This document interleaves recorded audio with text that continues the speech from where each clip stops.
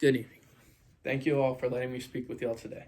Today I'll be speaking to you about the pros and the cons of sports betting and what comes with it.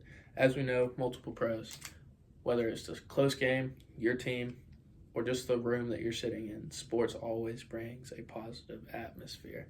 And today I want to talk to y'all about what builds that atmosphere and what tears that atmosphere down.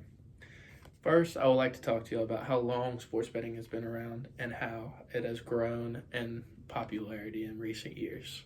Sports betting has been around all the way back until the Greek times, betting on gladiators and all those different types of games, and all the way up until today's day, Super Bowl. Fantasy football leagues have been a big one in the recent years, with sports betting being legalized in 30 plus states in 2018. With apps, books, online, we all have access to sports betting. But as we grow older, it'll slowly be more acceptable. It will be more at your fingertips. You'll be able to do sports betting wherever you want. More as we're seeing now with fantasy football being on your phone, you can bet from your phone. Next body paragraph I'll be talking about the rules and regulations and kind of all the problems that come around with gambling and sports betting. Sports betting, it's all fun and games until you grow an addiction. Addictions are ultimately the downfall to every good thing in every person's life.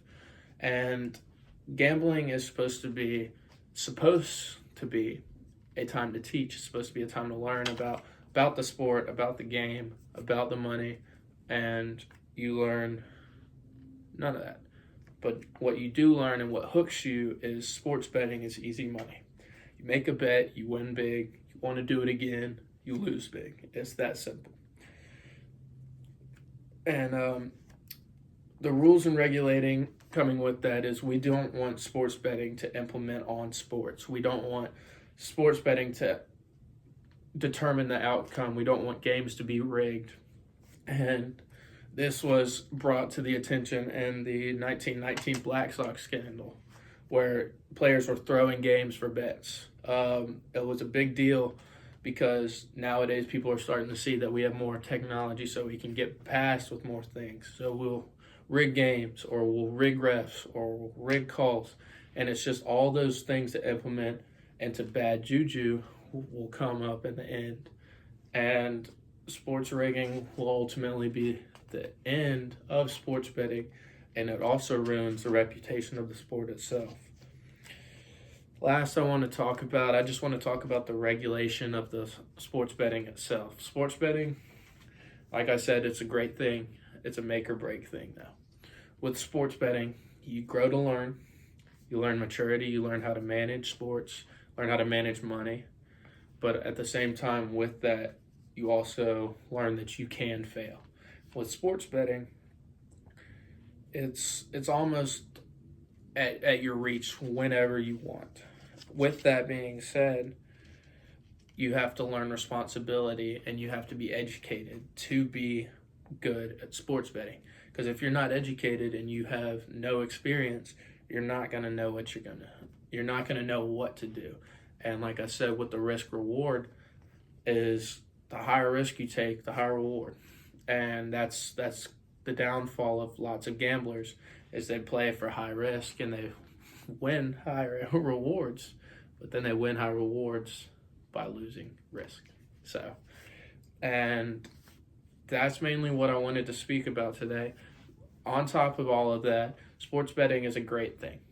It really does. It brings you meet new people through it, especially with the fantasy football leagues. You'll meet a lot of new people from there.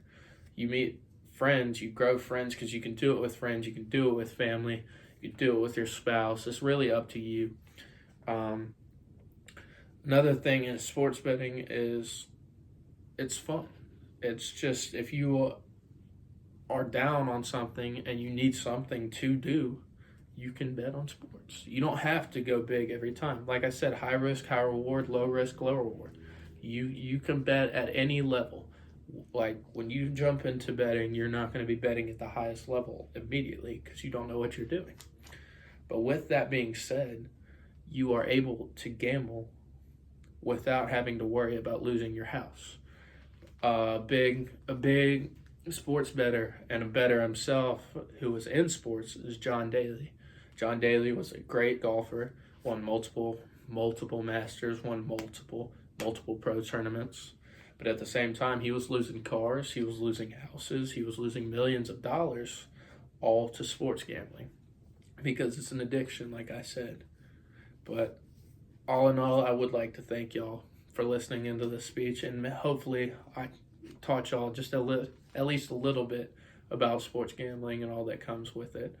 I'm not against sports gambling or sports betting, or I'm not pro sports betting, but I will say I lean more on the pro side because sports betting is a fun activity to do with friends and family. Until next time, thank y'all so much. Have a great break. I'll see y'all next week.